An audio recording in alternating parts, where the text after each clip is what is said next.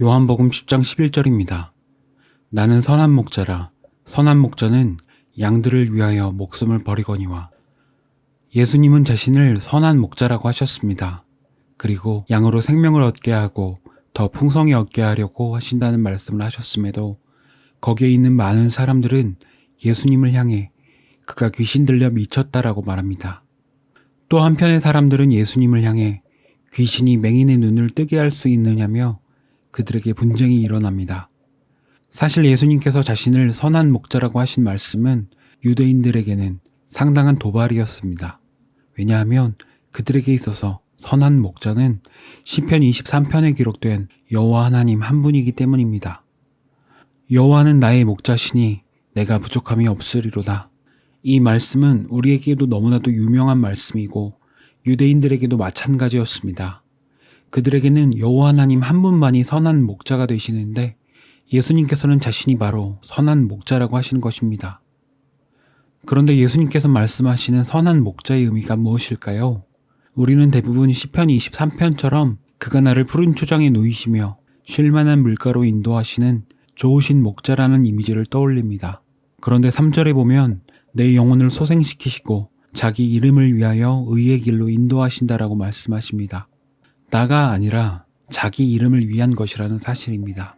그런데 사람들은 이 시편 23편을 어떻게 봅니까? 하나님의 자기 이름이 주인공이 아니라 나의 행복과 안전을 위한 말씀으로 본다는 사실입니다. 그리고 또 예수님은 자신을 선한 목자라고 하시는데 예수님은 과연 인간들이 원하고 고대하는 선한 목자일까요? 이 말씀을 하시기 바로 전 예수님은 날 때부터 소경된 자의 눈을 뜨게 하시고 내가 심판하러 세상에 왔으니 보지 못하는 자들은 보게 하고 보는 자들은 소경이 되게 하려 함이라고 말씀하셨습니다. 이 모습이 바로 선한 목자의 본 모습이라는 것입니다. 그리고 그 선한 목자는 양들을 위하여 목숨을 버린다고 하십니다. 그렇다면 보지 못하는 자들을 보게 하시고 보는 자들을 소경되게 하시는 능력은 어디에서 나올까요? 예수님께서 목숨을 버리시는 현장, 바로 십자가에서 나온다는 것입니다.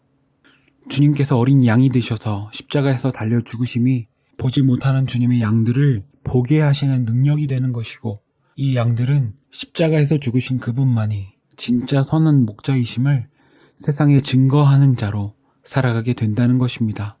그런데 이 세상의 많은 목회자들은 예수님의 말씀을 어떻게 해석합니까? 예수님은 선한 목자이셔서 양들을 위해 목숨을 버렸습니다. 그래서 우리는 그 예수님을 믿으면 구원과 위로, 진정한 행복을 누릴 수 있습니다 라고 가르치고 설교합니다. 이것이 바로 자기 이름을 위하여 의의 길로 인도하시는 진짜 선한 목자이신 예수님을 정면으로 대적하는 메시지입니다. 이들은 무엇을 원하는 것입니까?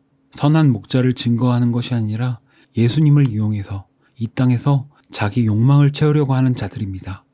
선한 목자에 의해 눈을 뜨게 된 자에게는 반드시 양들을 위해 자기 목숨을 버리신 목자가 나옵니다.